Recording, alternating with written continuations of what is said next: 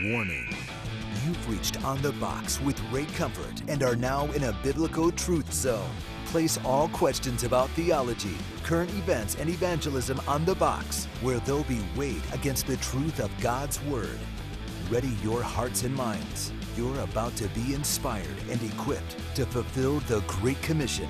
Programming to engage in 5, 4, 3, 2, 1.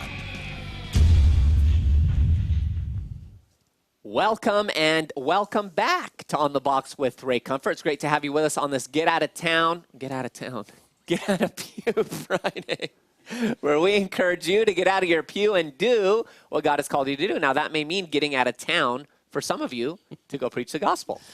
You just pushed KKLA, didn't you? I did. Mark did very well last night. Yes, Mark, KKLA. Tell us how it went for you.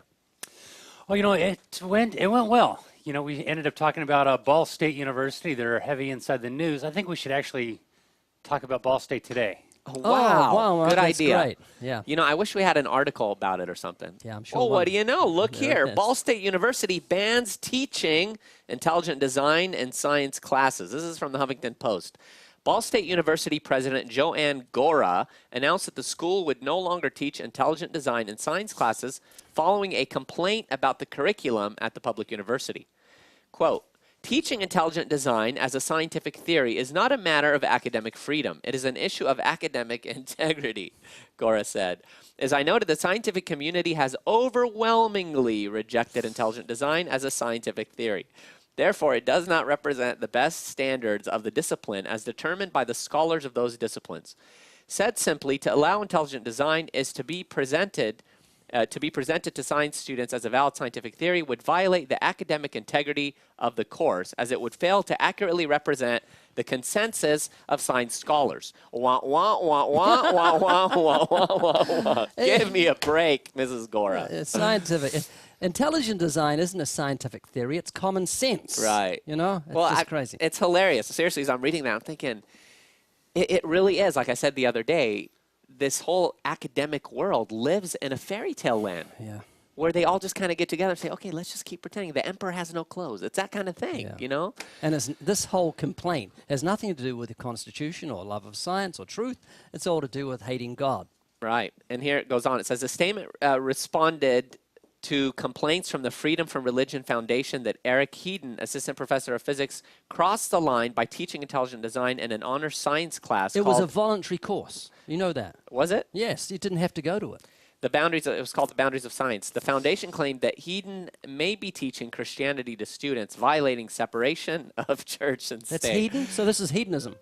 Right, that was my thought. Mark, this mantra of separation of church and state, boy, has it been beat to death. Give us your scholarly thoughts on that. Pontificate, please. Well, you might be surprised to know, people that are watching, not you, Easy, I know you're well aware of it. Where does the separation of church and state come from? Is it inside of our Constitution?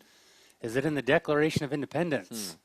It's in neither one of them. It was a letter that was written by Thomas Jefferson, I believe, to another individual. Right. But what is the separation of church and state? By and large, it says, hey, listen, state, don't tell the church what to do and how we are to orchestrate and how we are to run things. But a lot of people come along and they say, hey, separation of church and state, which means leave your church out of this state. Right. And that is not what the separation of church and state really means. It means, hey, nobody can tell the church how it is to run. It's to say that the state cannot come along and say, hey, there is one religion in this state. You can't do that either. So there is no one true religion that is to be taught within the state. I'm cool with that. Hey, freedom of religion. You want to be a Buddhist, you want to be a Mormon, a Jehovah's Witness, you can be that. It doesn't negate truth. Truth still remains, and it is found within the tenets of Christianity alone. Right. So the state cannot tell the church how to be ran, and the state cannot say that there's one religion that is to be followed. And I'm actually okay with that. So there you go. It's interesting, Gray. Mrs. Gora is talking about things within the realm of the scientific community or things that can be observable or whatnot. Boy, you should send her Genius. Yeah, we could send her a genius, and we could send her. I think the subliminal message here got into my brain. We could send her evolution versus God, Right. or evangelism versus God. One or the other would be fine. But seriously, I mean, that's the exciting thing about evolution versus God is it takes to task the claims that are made by the scientific community that no one holds them accountable for. And now it's not, again, a bunch of Christian creationists pontificating. It's from the mouth of, or actually not from the mouth of, scientists from some of the top universities not being able to give evidence for a change of kinds. So we are seriously considering going to Ball State University, taking a team and giving out 1,000 DVDs, preaching open air and contacting the Christians there. So be in prayer for us that we have God's leading on this. But I'm very excited. I don't like traveling, you know that. I know. But I was the first to bring it up. I would love to go to Ball State, encourage the Christians there. And because there's a lot of Christians present. I checked out their website, and there's about 20 Christian groups, well, 15 or 20, evangelistic. But yeah, so I think we should make the presence of God known in that university. That would be wonderful. Yeah. Maybe some of our atheist friends can come along too. Yeah, PZ Myers come and heckle. He doesn't live too far away. He's over in Minnesota. This is in Indianapolis, Indiana. That would be great. Indiana, so yeah, might pay his airfare. I'll Oh tell him yeah. that. Hey, offer him that. Send him a basket of bananas. Yes. Too. Invite Dawkins. Well, friends, pray for that possibility. Again, we're still exploring if that's going to work, but we would love to do that. And not only that, but we would love to see tons of you out there do that on your universities near your home. Imagine that, right? Different, especially Christian groups sponsored. I did imagine it giveaways. just for that minute. It just came to me. I thought it was great. You know, Ray, I was thinking earlier, one of the mysteries of life to me is how you, with how excited you get about things and the activities you're constantly involved in, how you don't overheat as a human being. I do a little overheat. I got to tell you, I did something this morning. Do you know what ingenuity is? Yes. I love ingenuity. And I had to do some wallpapering this morning, and there was no wallpaper paste. Wallpapering. Yeah, there's a little bit of wallpaper. You got Right. no wallpaper paste. You know what I used? Mashed kidding. potatoes. I am not kidding. And you know why I use mashed potatoes You're to do kidding. wallpaper? You're really... I am not kidding. It worked, because I've noticed if you mash potatoes and put them in a pot, if you don't get that pot in water within 10 minutes, it goes like concrete. Right. It really is incredible. And it worked. The wallpapers and so I found a new wallpaper paste. It's mashed potatoes. But so much of God's creation yields these secrets. I mean, most of the things we buy, I'm thinking of painting the house with carrot juice tomorrow. Most things we buy, you know, that have been manufactured come from God's creation, almost all of them. Right. You know, where does wallpaper paste come from? It's probably mashed potatoes. Sure. We just don't know. And if there's ever a famine, you can eat your wallpaper. I really want to see what happens when that stuff dries, though. I don't have too much hope in this ingenuity. Yeah, if I get hungry, Ray. I know where to go. Oh, boy. All right, friends. Anyhow, like we said, get going. Get out there and get the gospel out. Yes, use your ingenuity. The pre-orders for the DVDs, Evolution versus God, are flying off the I wish I was kidding. I wish I'm like being funny. It won't stop. This is funny. Seriously, you've got me doing it too. I It's just hesitate every time crazy. I go to set. We'll have lessons. We'll both say it 100 times together. That's what we need. But anyhow, the DVDs are flying off the shelves in terms of the pre-orders, so you could do that. I think 30,000 have already gone out. Is And it 30,000, Daniel? Yeah. 30,000. Yeah, we've been holding back on the orders. We just don't want to get overwhelmed. And Right. So it's very exciting. And that's the pre-orders. And so we're going to release them finally for you to be able to order by going online on August 7th. So. And the other neat thing is that Alan was saying 180, which is our other movie besides Genius, the promo got something like 280,000 views over a 2-year period. Wow.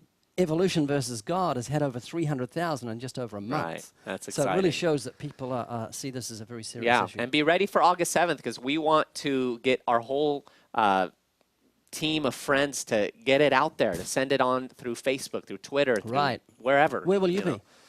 know. Vacation with someone else here. Where will you be, Mark? Praying for you. Right. But Mark, really, real quick, how excited would you be if the Ball State thing worked out? Oh, I think it's a great opportunity. And that's the way we need to look at these sort of circumstances. Right. Something hits the news locally inside your area, take advantage of that. Grab a hold of some gospel tracts, get some DVDs, grab your soapbox, go open air preach, bring some friends, do some one-on-one evangelism. We need to look at the news as opportunities to share the gospel. So Right. take advantage of it. We're not going to drop the ball, State. No. We're going to run with this. I said pen at the beginning. I know. Ball pen. Okay, friends. Moving on to something very encouraging and inspiring. Like we said, this is Get Out of Pew Friday. And I got this video yesterday via Facebook from a dear sister of her son sharing a story about how he preached the gospel. So we want to share this, and hopefully it'll inspire you. Let's go ahead and roll it.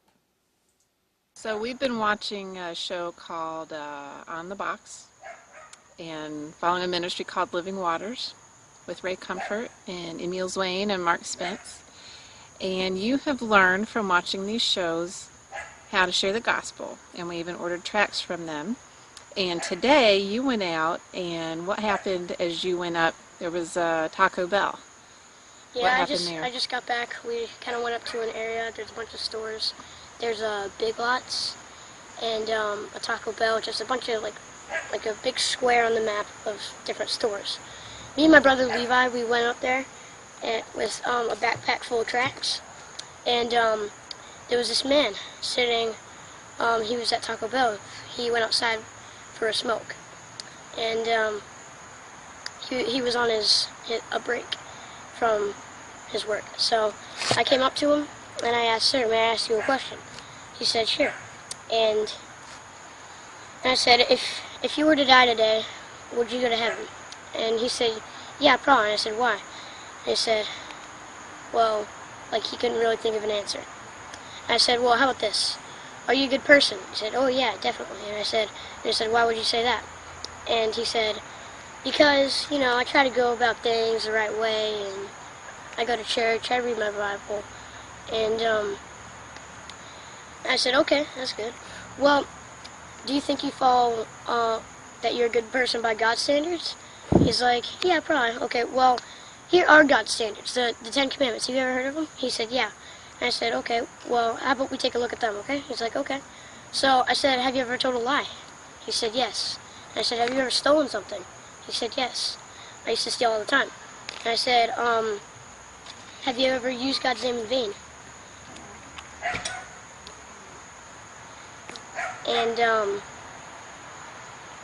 And he said, "Yes." And I said, well, Jesus said, "Whoever looks at a woman with lust has already committed adultery with her in his heart." And I said, "Have you ever looked at a girl with lust?" He said, "Yeah, definitely, all the time."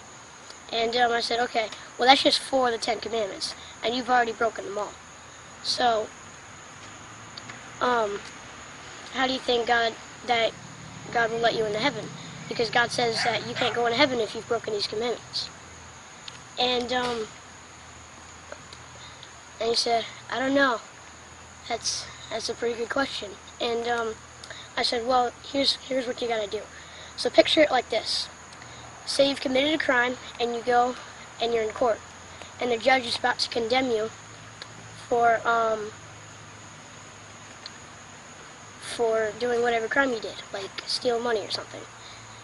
And he said, "Okay."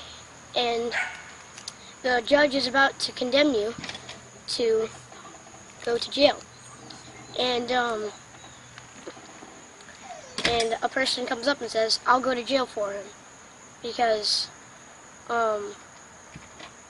I like this man, so I'm going to go to jail for him." He said, "Okay." And so that's how I told him to picture it. And he says, "Okay." And he says, "So all you have to, that's what Jesus did for you. He said, he paid your price. He died on the cross so that you wouldn't have to pay the punishment, so that you could go to heaven. And now that he died on the cross for you, all you have to do is believe that he died on the cross and ask him to forgive you of all of your sins, and you will be saved." And did you ask him if he had a Bible? I did. And what did he say? He said he didn't, but I told him you could get one pretty cheap Yeah.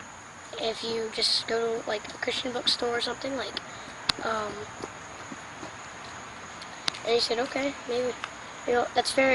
All of this is very enlightening. He literally said that, which was really cool. And So what do you think he's going to do later? Think about it? And Yeah, I don't know. And he asked me, how old are you? And I said, 11. And he's like, wow, that's crazy that an 11-year-old would be saying this to me. And I'm like, and I admitted I'm scared to death to him. I told him that. I told him that. He got a good laugh out of that. yeah. So. Well, I'm glad you That's went it. and did that. That was exciting. And hopefully he'll think on what you said and give his life to Christ so that he doesn't have to wonder anymore. And he works up at that Taco Bell, so I'm going to go check in on him tomorrow. Excellent. I think it'd be great. Well, thanks for sharing with us. You're welcome. Okay. We're going to call that kid. Oh, how Yeah. awesome is that? Yeah, Seriously. yeah. He's 11 years old. Jeffrey's his name, and he's the son of Jeff and Amy, and they live out there in North Carolina. But, I mean, how neat is that? I'm going to go check on him, you know? And, in fact, we've been Facebooking. They're going to go and give him a Bible and Wow. and, you know, continue to do that. But they're going out, and they're giving tracts out like crazy, and we are so encouraged. Thank you guys again for sending that in. And, Jeffrey, I'll tell you, if there's anything I wish was different about my testimony, it's that I would have gotten saved younger. Talk about redeeming your days, you Yeah. know. So Mark, how neat is that, and how important is it for us as Christian parents to get our kids involved and inspire them to share the gospel at a young age? Yeah, you know, a lot of the times it's caught instead of taught when it comes to our children. You know, our children are going to turn out just the way you are. Does that put a smile on your face or a tear in your eyes? Right. We need to model for our kids, and we need to grab a hold of our children and bring them out with us. You know, my boy today was saying, I want to go on Facebook, Dad. I said, you're not going on Facebook. Well, can I have a Twitter account? I go, no, where's this coming from, son? Right. He's like, well, Dad, you do that, and I'm all, you know, let Mommy and Daddy talk through this. You know, but this is what happens. They watch us. They study us. They are our students as much as they are our children, and they are watching what we do. You can't watch that. Only Mommy and Daddy can watch that. Also, when I get older, that means I can watch those sort of movies. I can Right. do those sort of things.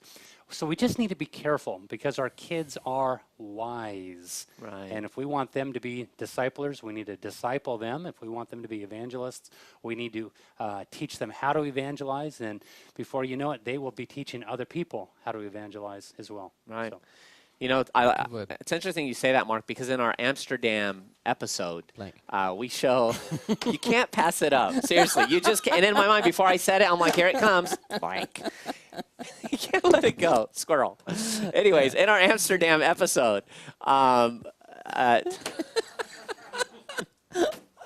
Pass over to Mark. That's You what I know. do. So, Mark, what do you think Okay. about that? In our Amsterdam episode, we show a segment of us, you know, teaching our children and doing instruction with them. But in one segment, it shows you open air preaching, and a couple of your boys are sitting there, and they're sitting on the ground. They're looking up at you, Yeah. you know, with admiration picture. as you're preaching the gospel. And what a great picture of what you described.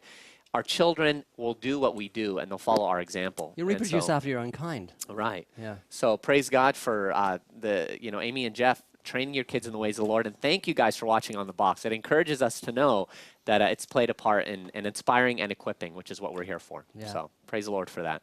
All right. And on that note, I do want to say that today is the birthday of a very special young man. My son, Luke, is 11 today. Is he watching? What? He should be. Happy birthday, Luke. I Happy love you, birthday, son. buddy. You're Yeah. such a blessing to your mom and me, and we thank God for the day that you were born. 11 years. Yeah. What's going on with time, Ray? I don't know. Saturdays Unbelievable. come around like I can't believe how quick. It's crazy, insane. All right, friends, on to a question. This is from George in Elmont, Michigan. I'm interested in doing some more open air preaching, but most of the time, the places I go have a lot of things going on and a lot of background noise. What type of portable sound equipment does your team use most often? Which devices have you found to be most effective? Is it beneficial to have a heckler's mic? If it is more than a couple pieces, what is the way to transport these things to your location? Ray, that brings a question to my mind. Did you use amplification in New Zealand? No, weren't allowed. I didn't So allow I it. use a VB, a VP. a voice box. Yeah, I carry it everywhere. It's easy to transport. Right. You know, I just lubricate it up a little bit. Absolutely. But it works good. Great It's- invention, isn't John the it? Baptist used the VB, so did Right. Jesus and Very Spurgeon. popular, and it's free, too. It's free, yeah. So, but how did that go for you? Was that a strain at times? No, or the no. acoustics were pretty good the for you, right? acoustics are pretty good. There's a big cathedral there, a big church building, and the crowd was sitting on steps, and the sound came back. It was very good. Right. But in other places, like sometimes at Huntington Beach, I kind of lose. That's a strain because there's so much Yeah. ambience. Right. Ambience, so much noise, and there's ambulances as well as ambience. So, Right. I would like amplification, but I can't use it. The cops show up just like greased lightning if I put amplification on it, Huntington Beach. Yeah.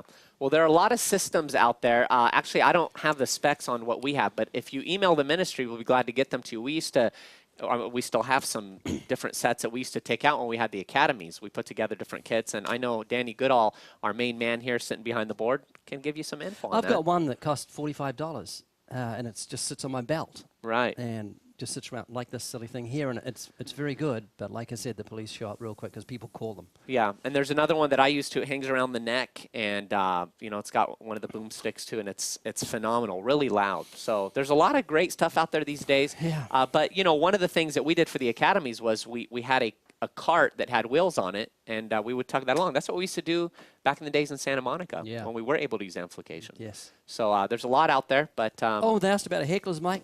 oh yes, tell us. Heckler's mic. mics are absolutely wonderful because you want the heckler to heckle because that brings people in. If you've got a good heckler, you want people to be able to hear them. And so we had an amplification in Santa Monica for 3.5 years, and we had a little thing we stepped on. It turned the heckler's mic off if you cussed. Oh, I love that thing. And they didn't know whether. We just said, if you cuss, that mic turns off automatically. And they said, no. And they'd cuss. And they go. And it had switched off because we switched it off under our foot. I remember feeling a great sense of power with that little button. It was great. Because they felt like empowered. No, you listen to me. then Click. Hey. And we'd say, you have to apologize for cussing, and it'll automatically come back on. They say, I'm sorry, and it'll come back on now. That's weird. It was great. Yeah, those are great. Heckler's mics are awesome. And also something that kind of we created on a whim when we were at USC, or was it UCLA? UCLA. Was getting another soapbox for the heckler. We don't preach without a heckler's box now. Right. It's wonderful. So if you can get the soapbox plus the microphone, you've got it made, because then, draws in a crowd, people hear it. And also, you don't get what we've gotten in the past oftentimes. Why are you standing up there on that box? And Yeah, who do you think you are? Because the heckler's Even up. level. You're eye to eye, and I think it's really healthy. Right, absolutely. All right, friends, hopefully that has helped. Mark Spence, please, if you would, take us to the magnificent tool of the day. The tool of the day is our Evolution versus God car decal. Is that Here's what a you've got picture of on it. your shirt? That's it right there. That is There on the it back is. of, I think that's Danny's, It's Danny's vehicle. car? You can't see the full specs on that, but that's about 12 feet big. It's a bus. It's about 3 feet across, is 3 it? feet across. 1.5 feet. 15 by 28. 15 by 28 inches. Yeah. That is it. And if you want to advertise in that way and you want to get the word out, that is the decal for you. It's the in-the-face tailgaters. Right. One. You know what? We need to get that as a tool of the day. Daniel, if we can remember to do that with the shirts that we got coming, that would be great. Yes. Those are cool. Yes. Someone sent that in as an idea, actually, wasn't it? Yeah, it was John, was John who's it? Brady, I Yeah, think. Brady. Yeah, he's a Right. good guy. Very cool. You guys will like those. So, all right, friends, on to another question. How do you know when to not cast your pearls before swine, but still preach the gospel? Where is that line crossed? You listen for the pig noises. No Miss Piggy witnessing, right? Boy, that comes, it's just, you just have to take it by ear. Yeah. You can't make a hard and fast rule, say, this is how you know when you stop preaching to a certain person or witnessing to a certain person. I know some people can seem hard-hearted, and they're still open and still asking questions. Others are very, very proud and arrogant, and sometimes I'll just say, no, I'm not going to talk to you anymore. Right. Yeah, Mark, what do you think? Where do you draw that line? I mean, it's a difficult one because, for example, you think of a Saul of Tarsus. He was definitely Boy, that's a one good point. that someone would have considered casting your pearl before swine, because most scholars that I've researched say that this is speaking of a person who is adamantly opposed to the gospel, an enemy of the gospel, and someone who resists it, doesn't want to hear Like it. they're trying to stab you or something. Yeah, something like that. So, and obviously, with Saul, that's a unique situation, and God divinely intervened and converted him. But it is a tough one. Where do you fall on that, Mark? I like what Todd Friel says about, hey, we're not clairvoyant. We don't know where somebody stands, why they're yelling, why they're upset. There's an old saying, when you throw a rock into a pack of wolves, the one that yelps the loudest is the one that got hit. It may very well be that you pricked their conscience with something that they're not ready to talk about, or something that finally awakened a sleeping giant. So you begin to just engage in conversation. If they begin to steamroll over you and not giving you a chance to speak, you can politely try to bring it back and say, hey, I'm just trying to have a cordial conversation here. If you want to talk, let's continue. If you don't want to talk, then let's go our way. I like what you say, Easy. It's very helpful. I actually used it last night with Frank Sontag on a show. Right. I asked the question, hey, would you consider yourself to be an open-minded individual? Do you respect other people's beliefs? Right. And if they say yes, well, hey, well, that's great. Let me share with you what I believe. And then you can bring it back to that point if they begin to get hostile and say, oh, remember, hey, I just want to thank you for respecting other people's beliefs and being open-minded to what I believe and what I'm sharing with you right now. Yeah. But that's the issue. We don't always know where somebody's coming from, the angle in which they're sharing. If they're just hostile, then I can head another direction. I go another place. Right. You know, the analogy Jesus is giving is very telling. Swine don't value pearls. Right. You can toss the pearl for swine, they'll probably sniff it and say, it's not edible, and just move on to, Yeah. you know, some corn husks or something. And I think someone who was as hard-hearted just doesn't have any respect for what you're telling them, no Right. understanding. Well, it's interesting you say that. And again, that question comes from Matthew 7:6. Do not give that which is holy to the dogs, nor cast your pearls before swine, lest they trample them under their feet and turn and tear you to pieces. And this is an interesting commentary from Word Studies in the New Testament.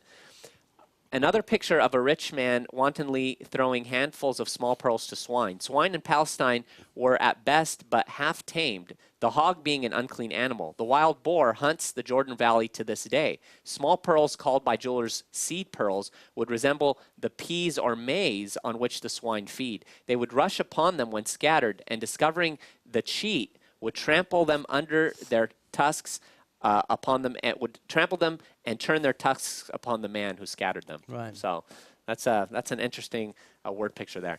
But anyhow, friends. It is interesting. And they attack you, Right. you know. Yeah. Dirty pigs. Yeah. So I think discernment, I think, being guided and directed by the Holy Spirit at that moment in the circumstance and situation. Yeah. But preach the gospel. Get out there and share Christ. We'll be doing that tonight at the block, like we do every Friday night.